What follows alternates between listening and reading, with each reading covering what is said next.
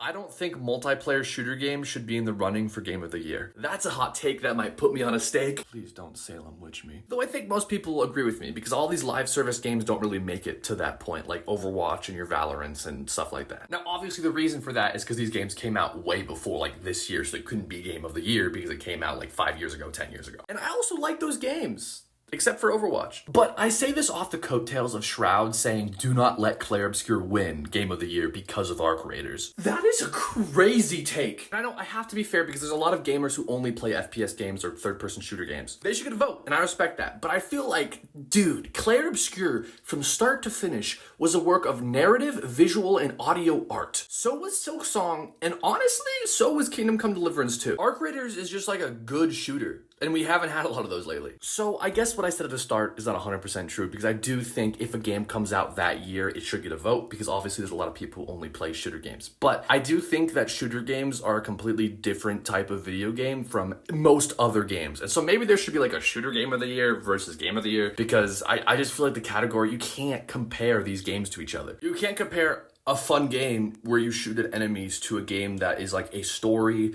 with visual and audio art throughout that's like over 80 hours. I don't know. I know the gamers on the internet are like some of the most hateful people I've ever interacted with, so I'm probably gonna get trashed for this, but that's just my opinion.